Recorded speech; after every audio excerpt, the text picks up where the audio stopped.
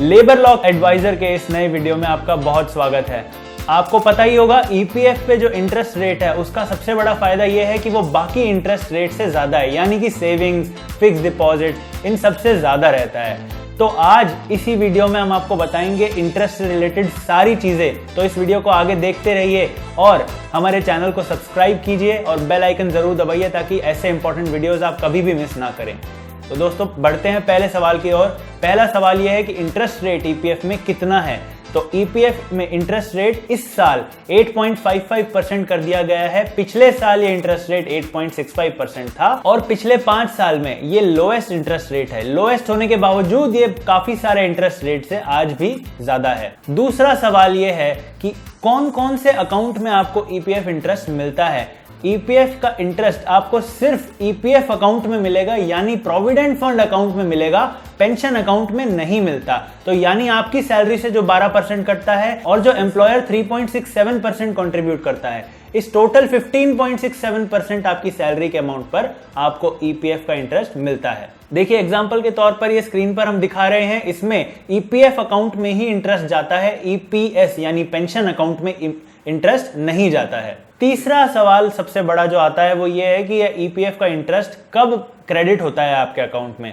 तो ये जनरली अप्रैल मई तक क्रेडिट हो जाता है पिछले साल का, बट इस साल जून तक भी हम देख पा रहे हैं और कमेंट्स में भी काफी लोगों ने पूछा है नहीं हुआ है। तो इसके लिए आपको वेट ही करना पड़ेगा। हमारे पास जैसे ही अपडेट आएगा हम आपको नए वीडियो बना के बताएंगे जरूर। चौथा सवाल जो सब लोग पूछते हैं कि जॉब छोड़ने के बाद कितने टाइम तक ये इंटरेस्ट मिलता रहता है, तो उसका जवाब यह है कि जॉब छोड़ने के बाद 36 महीने यानी 3 साल तक आपको ईपीएफ में इंटरेस्ट मिलता रहेगा। उसके बाद अगर आपने नई जॉब ज्वाइन कर ली तो वो कंटिन्यू रहेगा, नहीं तो वो बंद हो जाएगा। और पांचवा टॉपिक ये है कि इंटरेस्ट का कैलकुलेशन कैसे होता है, ताकि आप पता लगा पाएं कि आपको हर साल या इस साल इंटरेस्ट में कितना पैसा मिलेगा। तो ये इंटरेस्ट आपको मंथली कैलकुलेट होता रहता है, पर ये मंथली आपके अकाउंट में नहीं आता। ये हर महीने का अलग अलग कैलकुलेट होके 12 महीनों का एक साथ आपको साल के एंड में मिल जाता है। इसको डिटेल में हम समझाते हैं आपको एक्सेल शीट में। तो बढ़ते हैं ट्यूटोरियल की तरफ।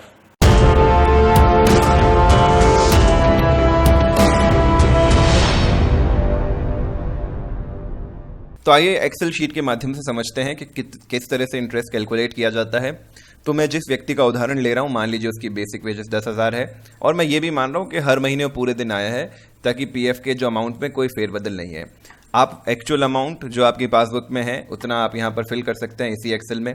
और चिंता की बात नहीं दोस्तों, मैं ये एक्सेल नीचे डिस्क्रिप्शन में लिंक में ऐड कर रहा हूँ, आप वहाँ से डाउनलोड भी कर सकते हैं और अपने इसको हिसाब से यूज़ कर सकते हैं।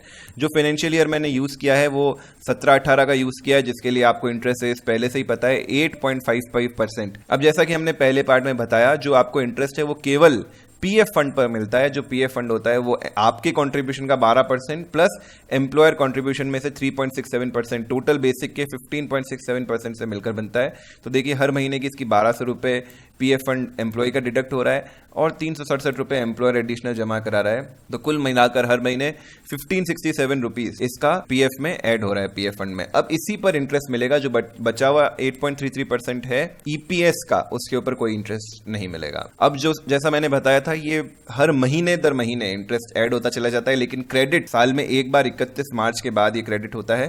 तो हर महीने की इसकी कैलकुलेशन कैसे होती है, चूंकि आपको पता है फाइनेंशियल ईयर 17-18 का इंटरेस्ट रेट 8.55% है, तो इसका जो फॉर्मूला बनेगा वो क्लोजिंग बैलेंस, यहाँ पर क्लोजिंग बैलेंस लिखा है। क्लोजिंग बैलेंस कैसे होता है, पिछले महीने का जो भी पीएफ फंड है उसमें इस महीने का ऐड कर दीजिए। तो ये 1567 है, 1200 प्लस 367। मान लीजिए इससे पहले उसका कोई अकाउंट नहीं था, अप्रैल 2017 में ही उसने ज्वाइन किया है।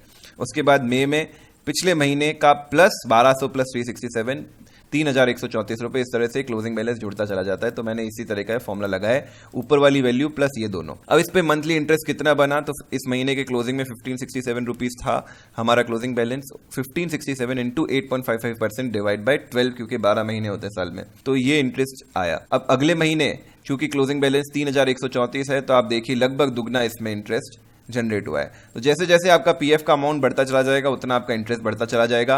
यानी पहले ईयर में यदि आप एक साल कंट्रीब्यूशन करते हैं तो आपका 870 रुपए का पीएफ का इंटरेस्ट बनता है, और आपका पीएफ का अमाउंट आप यहाँ देख ही रहे हैं 18,804 रुपए है, उस पर आपका 870 रुपए पीएफ इंटरेस्ट बन रहा है। तो यानी अगर आप इस साल के बाद अपना पीएफ का पैसा निकालते हैं तो आपको 18,804 रुपये प्लस 870 रुपये मिलेंगे। इसमें ऑब्वियसली आपका टीडीएस डिडक्ट हो जाएगा, टैक्स डिडक्ट हो जाएगा, जो आप वापस अपना रिटर्न फाइल करके अगर आप टैक्सेबल लिमिट में नहीं है तो क्लेम कर सकते हैं। तो ओवरऑल आपको इतना पैसा मिला है। दोस्तों ये एक्सेल हम नीचे लिंक में ऐड कर रहे हैं, यदि आप इसको डाउनलोड कर प्ले अराउंड करना चाहते हैं या फिर अपने खुद के रेट्स इसमें ऐड कर देखना चाहते हैं कि आपका कितना इंटरेस्ट बना है, तो यू आर मोस्ट वेलकम। अगर आपको वीडियो पसंद आया है तो हमारे चैनल को सब्सक्राइब जरूर करें और इस वीडियो को जरूर शेयर करें उन लोगों के साथ जो पीएफ में कवर्ड है। Thank you for watching. Signing out, Rishabh and Mandeep.